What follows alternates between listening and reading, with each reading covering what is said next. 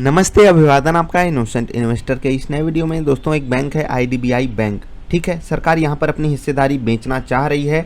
LIC का भी यहाँ पर 49% स्टेक है, एलआईसी को भी बेचना है। तो इस कारणवश सरकार को ज़रूरत थी एक एडवाइज़र की, जो उनको सलाह दे सके कि कैसे डील करें, कहाँ पर डील करें, कैसे हमको ज़्यादा फ़ायदा हो सकता है इस डील से।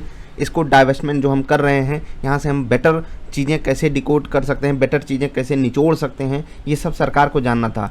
सरकार ने ऑफ़र दिया था कि भैया आप लोग बिड कीजिए, कितने रुपए में हमारा काम करोगे। तो भाई साहब, केपीएमजी एक नीदरलैंड की कंपनी है। इन्होंने कहा, नीदरलैंड की कंपनी है, इंडिया में भी इनके हेड ऑफिस वगैरह, मतलब इंडियन ब्रांच भी है इनकी, इंडिया में भी ऑपरेट करते हैं, ठीक है।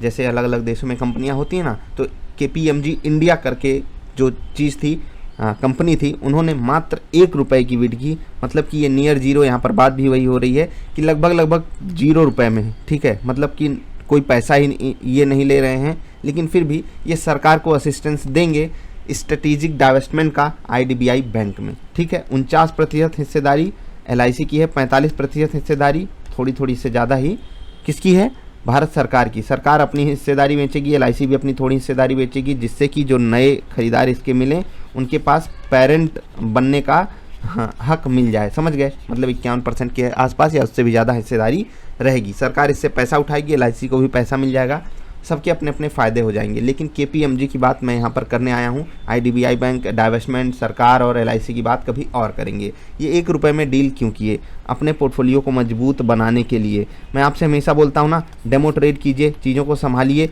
अपने आप को बेटर बनाइए। तो वही काम ये कर रहे हैं केपीएमजी इंडिया। क्या काम कर रही है? ये सरकार का काम अच्छे से करवाएगी और फिर अपने पोर्टफोलियो को सजाएगी और बोलेगी कि देखिए भैया, जब हमने इतना बड़ा काम करके दिखाया तो आपका काम हम क्यों नहीं कर सकते। मतलब अपनी चीज़ों को मजबूत बनाइए, ठीक है, मजबूत बनाइए। जैसे कि कुछ फ्रेशर्स होते हैं, जब वो जॉब के लिए जाते हैं उनको कम सैलरी दी जाती है, तो वो कहते हैं नहीं भाई, हम जॉब नहीं करेंगे। मैं आपको अपने सामने उठते हुए लोगों को बता दूं कि जिनकी शुरुआत मात्र 8,000 पर मंथ से हुई थी, आज वो इससे 8 गुना, 10 गुना, 12 गुना ऊपर जो है सैलरी कर रहे हैं।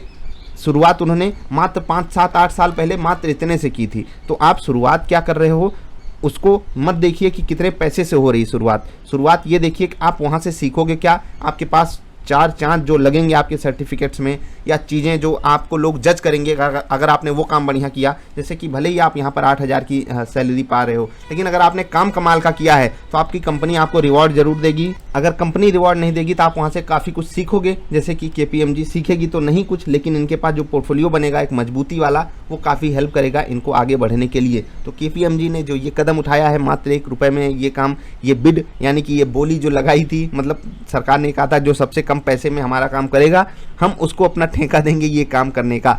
तो इन्होंने मात्र 1 रुपये की बोली लगाई। सोच कर देखिए, मात्र 1 रुपये इनको चाहिए और सरकार ऑफिशियली इनको 1 रुपये भेजेगी भी।